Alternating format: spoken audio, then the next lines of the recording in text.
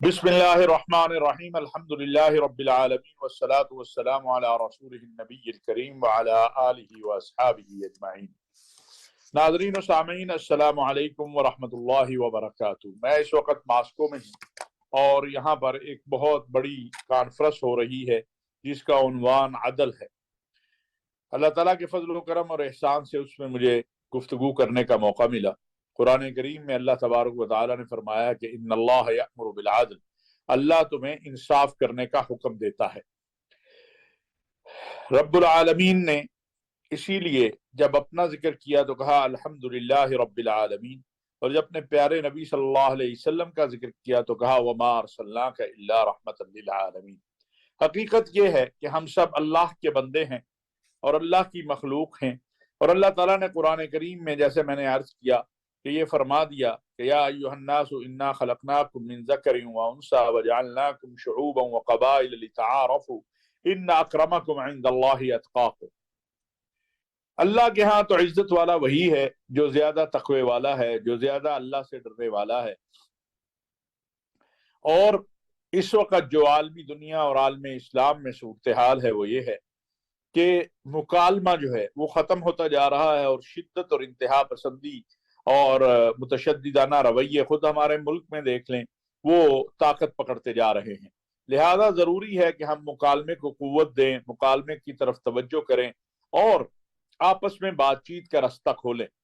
اسلام جو دین امن ہے، جو دین سلامتی ہے، جو دین محبت ہے، جو دین مودت ہے، جو اخوت کا دین ہے، یعنی ان الدین عند اللہ الاسلام، جس دین کا نام ہی سلام ہے، سلامتی ہے، اور جو نبی صلی اللہ علیہ وسلم اس دین کو لے کر آئے وہ رحمت للعالمین ہے، یعنی خالی رحمت وہ نہیں ہے صرف جسے آپ مسلمانوں کے لیے یا مومنوں کے لیے، بلکہ وہ پوری کائنات کے لیے، حتیٰ چرند پرند حیوانات نباتات کے لیے رحمت ہے۔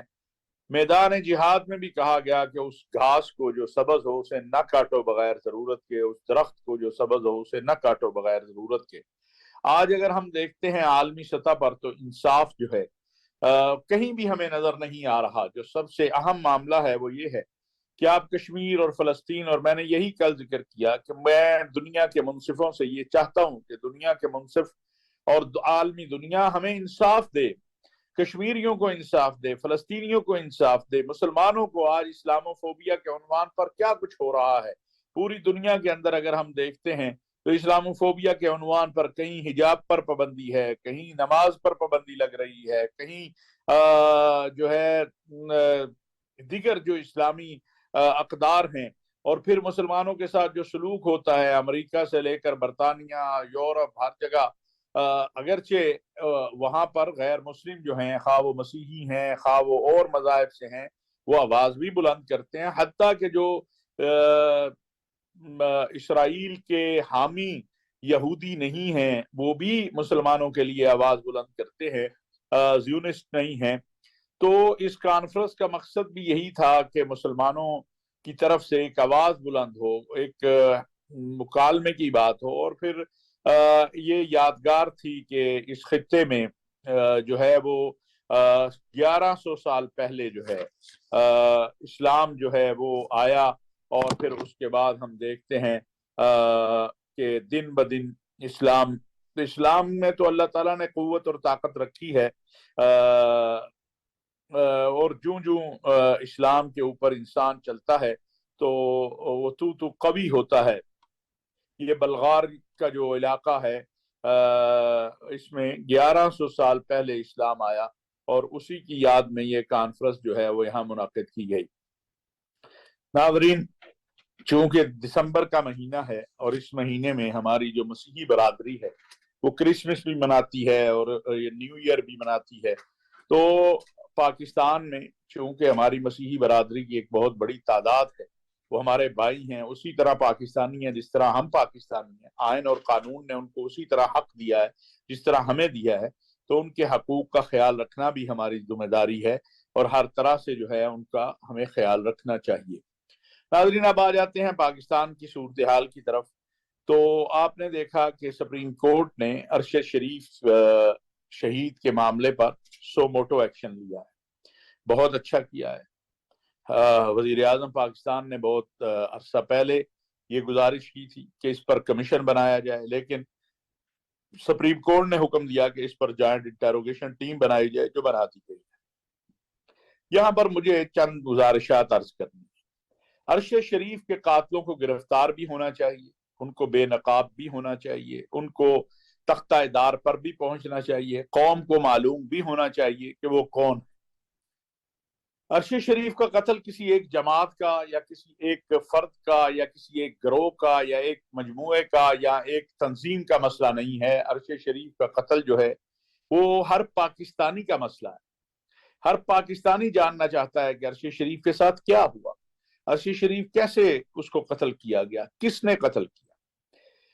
اب پرابلم یہ ہوئی کہ جس وقت عرش شریف کو قتل کیا گیا اس کے فوراً بعد ایک مہم شروع کر دی گئی بغیر تحقیق کے، اور اگر آپ دیکھتے ہیں تو ہمیں نظر آتا ہے کہ جن ذمہ داروں سلامتی کے ادارے اور افواج پاکستان کے خلاف تحریک انصاف تھی یا ان کے خلاف کمپین چلا رہی ہے، ان کو سامنے رکھ کر جو ہے حملہ آور ہوا جا رہا ہے۔ یہ ایک قابل فکر بات ہے، قابل غور بات ہے۔ سیاسی اختلافات ہوتے ہیں، آپ کو عمران خان صاحب کا خیال ہے کہ ان کی حکومت کو ان کی حزب اختلاف نے نہیں گرایا، پی ڈی ایم نے نہیں گرایا، ان کی حکومت امریکہ، اور یہ خیال تھا ان کا۔ اب یہ خیال نہیں ہے ان کا، یہ خیال تھا کسی وقت، اب تو وہ اس سے پیچھے ہٹے ہیں۔ اور لیکن ان کا جو ایک غصہ ہے جنرل باجوہ کے حوالے سے اور باقی ذمہ داروں کے حوالے سے، وہ سب کے علم میں ہے، روزانہ وہ اس پہ بات کرتے ہیں، تحریک انصاف کے لوگ بات کرتے ہیں۔ اب جو دکھ اور کرب کی بات ہے اور جو افسوس کی بات ہے وہ یہ ہے کہ عرش شریف شہید کی والدہ نے جو درخواست سپریم کورٹ میں دی، اس میں بھی جو تحریک انصاف کے جن افسران سے یا جن ذمہ داران سے تحفظات تھے یا جن کے اوپر وہ اعتراض کرتے ہیں، ان کے نام شامل کر دیے گئے۔ اب سوال یہ ہے کہ کیا شواہد ہیں عرش شریف شہید کی والدہ کے پاس؟ وہ تو ایک ماں ہے، اس کو اپنے بچے کے قاتل چاہیے، لیکن جو لوگ اس خون پر بھی سیاست کر رہے ہیں انہیں غور کرنا چاہیے کہ وہ کتنا بڑا ظلم کر رہے ہیں۔ میں پھر عرض کرتا ہوں کہ کوئی پاکستانی بلکہ کوئی انسان ایسا نہیں ہو سکتا جو یہ کہے کہ عرش شریف کے قاتلوں کو گرفتار نہیں ہونا چاہیے، عرش شریف کے قاتل سامنے نہیں آنے چاہیے۔ لیکن سوال جو ہم ہے وہ یہ ہے کہ ایک طرف عمران خان صاحب نے کہا کہ مجھے قاتلوں کا پتہ ہے، تو سوال ہے کہ اگر آپ کو قاتلوں کا پتہ ہے اور آپ کے پاس شواہد ہیں تو آپ سپریم کورٹ جاتے نا، آپ جا کے پیش ہوتے سپریم کورٹ کے سامنے کہ جناب جے آئی ٹی بنانے کی کیا ضرورت ہے، یہ میرے پاس شواہد ہیں، یہ میرے پاس دلیل ہے، اس کی بنیاد پر فلاں فلاں نے عرش شریف کو قتل کیا یا کروایا ہے، آپ وہاں نہیں گئے۔ بہت افسوس کی بات ہے۔ لگتا ایسے ہے کہ وہ قوتیں جنہوں نے عرش شریف کو قتل کیا اور جو پاکستان کی فوج اور قوم میں نفرت پیدا کرنی چاہتی ہیں، جو پاکستان کی فوج میں تقسیم پیدا کرنی چاہتی تھی اور جن کو بڑی ناکامی ہوئی، یہ میں کسی موقع پہ انشاءاللہ سارے حقائق سامنے رکھوں گا کہ کس انداز سے پاکستان سے باہر لوگوں کو منظم کیا جا رہا ہے، منظم کیا گیا ہے، اور پھر ان کو جس طرح سوشل میڈیا پہ ایکٹیو کیا گیا، پھر ان کے پروگراموں کو پرموٹ کیا جاتا ہے، پھر ان کو جس طرح تشہیر کی جاتی ہے، یہ سب کو آج کے دور میں مخفی بات نہیں ہے۔ اور پھر وہ لوگ جن کے بارے میں خبریں آ رہی ہیں کہ ان کے وہ ہندوستانی خفیہ اداروں سے کبھی برطانیہ میں کہیں اور ملتے ہیں، اور پھر اس کے بعد وہ پاک فوج میں کبھی تقسیم کی بات کرتے ہیں، کبھی قوم اور فوج میں تقسیم کی بات کرتے ہیں۔ پہلے انہوں نے جنرل باجوہ کے خلاف مہم شروع کی ہوئی تھی، اب انہوں نے یہ جو ایک ہمارے اساس ہے، جو ریڑھ کی ہڈی ہے پاکستان کی، ہمارے ادارے بالخصوص جو حساس ادارے ہیں اور فوج ہے، اس کے افسران کے خلاف مہم شروع کی ہوئی ہے۔ تو یہ کیا ہے؟ یاد رکھیے لیبیا میں بھی یہی کھیل کھیلا گیا تھا، مصر میں بھی یہی کھیل کھیلا گیا تھا، تیونس میں، عراق میں، شام میں۔ الحمدللہ یہ لوگ کامیاب نہیں ہو سکتے۔ یہ کھیل اب پاکستان پر تو 1985 سے شروع ہے اور ہمیشہ ناکامی ہوئی ہے، اب بھی ناکامی ہوگی، یاد رکھیں یہ لوگ، یہ کامیاب نہیں ہو سکتے. لیکن یہ افسوسناک ہے. کیوں؟ بڑی عجیب بات ہے. ہمارے اعظم سواتی صاحب کا معاملہ ہوا، بہت افسوس ہوا، لیکن انہوں نے بھی بغیر سوچے سمجھے نام لے دیے. اور پھر کہا جاتا ہے ہمارے بچے ہیں، تو ان افسران کے بچے نہیں ہیں کیا؟ کرنل فہیم کے، میجر جنرل فیصل کے، D G I S I general Nadeem Anjum کے، اور باقی جن کے نام لکھے گئے ہیں بریگیڈیئر شفیق کے، ان کے بچے نہیں ہیں، ان کے رشتہ دار نہیں ہیں، ان کے بہن بھائی نہیں ہیں، ان کا کوئی جاننے والا نہیں ہے. انہوں نے یہ معاشرے میں نہیں رہتے، یہ پاکستان میں نہیں رہتے جن کے آپ نام لے رہے ہیں. آپ جس کا نام لیں وہ جائز ہے، اور آپ کے پاس کوئی دلیل نہ ہو، کوئی ثبوت نہ ہو، کوئی شواہد نہ ہو. اور اگر آپ سے کہا جائے کہ آپ شواہد پیش کریں تو وہ غدار ہو جاتا ہے، اس کے خلاف کمپین شروع ہو جاتی ہے، سوشل میڈیا کے اوپر اس کی ماں بہن کو گالیاں دی جاتی ہے. اب یہ کھیل ختم ہونا چاہیے. جے آئی ٹی بن گئی ہے نہیں، حقائق کو سامنے لے آئے گی، جو چیز ہوگی وہ پتہ چل جائے گی. لیکن یہ جو کمپین ہے، غلیظ کمپین ملک کی سلامتی کے اداروں اور افواج پاکستان کے خلاف، اب اس کو ختم ہونا چاہیے. ناظرین، وزیر اعظم پاکستان کے حوالے سے، میاں شہباز شریف صاحب کے حوالے سے ڈیلی میل نے جو الزامات لگائے تھے وہ انہوں نے واپس لے لیے.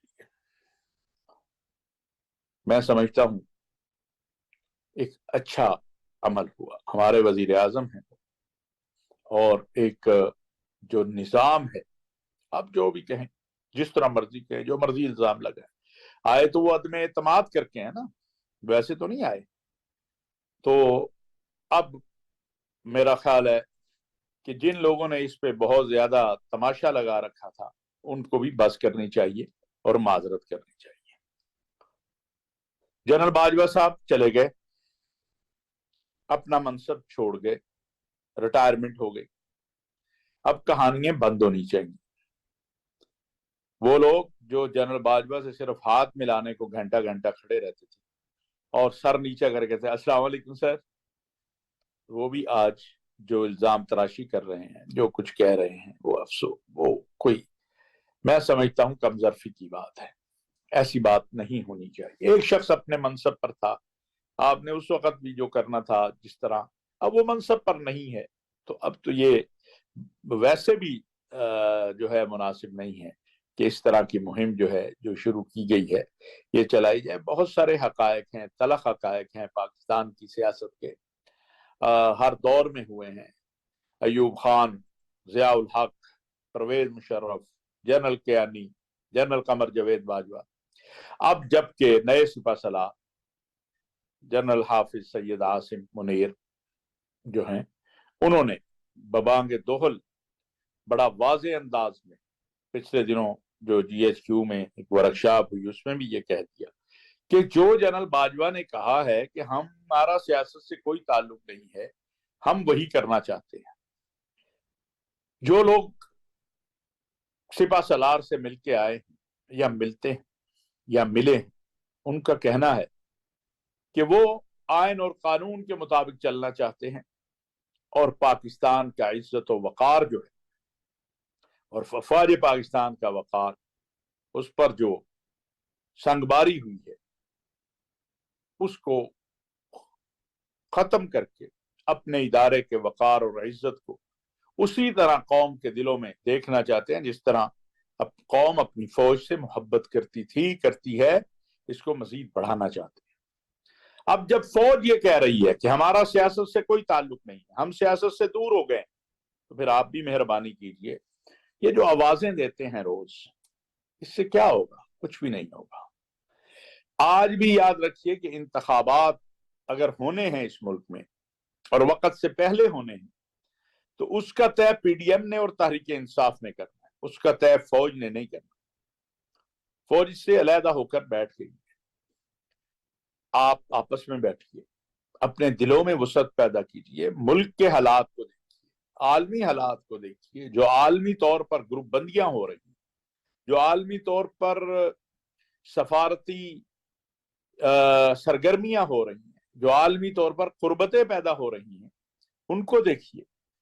اس پر فکر کیجیے سارے مل کر، اگلے 25 سال کی داخلہ خارجہ معاشی اقتصادی پالیسی بنائیے، معاشرتی پالیسی بنائیے، بڑھتی ہوئی آبادی اور نوجوان نسل کے جو مسائل ہیں ان کی طرف دیکھیے۔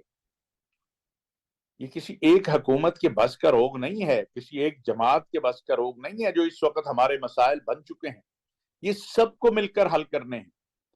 یہ نہیں ہو سکتا ہے کہ اس ایک محاذرائی شروع ہو جائے آپس میں اور اس کے نتیجے کے اندر پھر نقصان ہی نقصان ہو۔ ملک کا نقصان ہو رہا ہے معاشی طور پہ، اقتصادی طور پہ۔ ہمیں ملک کے اندر سیاسی استحکام چاہیے۔ اگر ملک میں سیاسی استحکام نہیں ہوگا، آپس میں آپ لوگ نہیں بیٹھیں گے تو کون آئے گا یہاں انویسٹمنٹ کر؟ خدا کے لیے غور کیجئے، اپنی اناؤں کو کم کیجئے، اپنے ہم وطنوں کے لیے، اس وطن عزیز پاکستان کے لیے، اور بیٹھ کے بات کیجئے۔ کتنا وقت باقی رہ گیا ہے؟ بہت تھوڑا وقت ہے انتخابات میں، کوئی لمبا وقت نہیں ہے، لیکن آپ آپس میں بیٹھیں گے تو یہ معاملہ حل ہوگا۔ اگر آپ آپس میں بیٹھیں گے ہی نہیں تو کیسے حل ہوگا؟ کس سے بات کریں؟ انتخابی نظام میں اصلاحات چاہیے، وہ کیسے ہوں گی؟ بہت سارے مسائل ہیں، اور سب سے بڑا مسئلہ اس وقت معاشی مسئلہ ہے، یہ سب کو پتا ہے۔ عالمی جو اس وقت گروپ بندی ہو رہی ہے، یا عالمی اس وقت جو تعلقات بن رہے ہیں، ان میں ہم کہاں کھڑے؟ کیا اس پر غور کیا جا رہا ہے؟ اس پہ سوچا جا رہا ہے؟ اس وقت میں سمجھتا ہوں سب سے زیادہ اس پہ سوچ و فکر کی ضرورت ہے۔ آپ کے علم میں ہے کہ ابھی چین کے صدر جو ہیں وہ سعودی عرب کے دورے پر پہنچے ہیں۔ عرب چین کانفرنس ہونے جا رہی ہے آج، تمام عرب سربراہان جو ہیں وہ سعودی عرب پہنچ رہے ہیں۔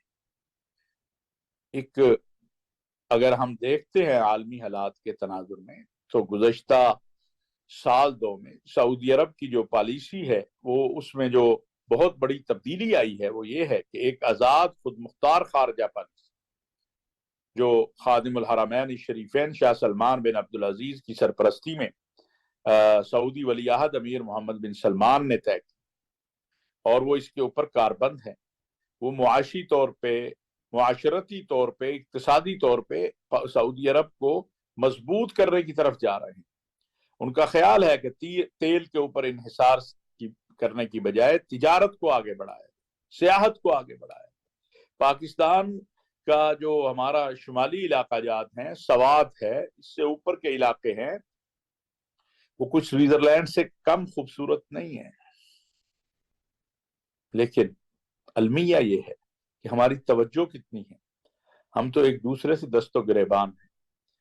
اسمبلیاں توڑنی ہے کہ نہیں توڑنی، چلنے دینا ہے حکومت کو کہ نہیں چلنے دینا، لانگ مارچ کب کرنا ہے، لانگ مارچ ناکام ہو گیا تو اگلا کب کرنا ہے؟ نہیں، آئیے بیٹھ کر بات کریں، ایک دوسرے کے ساتھ، ایک دوسرے کے قریب آئے، ایک دوسرے کے ساتھ سر جوڑ کر پاکستان کا سوچیں، اور اگلے 25 سال کے لیے ایک میثاق پاکستان کریں جس میں معیشت، معاشرت، اقتصادی صورتحال، مذہبی صورتحال، بڑھتی ہوئی آبادی، ان سارے مسائل کو سامنے رکھا جائے۔ دعا ہے کہ اللہ تبارک و تعالی پاکستان اور اہل پاکستان پہ رحم فرمائے، ہمیں، ہماری قیادت کو جو بحران آ رہے ہیں، جو چیلنجز ہیں، ان سے نمٹنے کے لیے کی توفیق دے، آپس میں سر جوڑ کر بیٹھنے کے لیے توفیق دے۔ وما علینا الا البلاغ المبین۔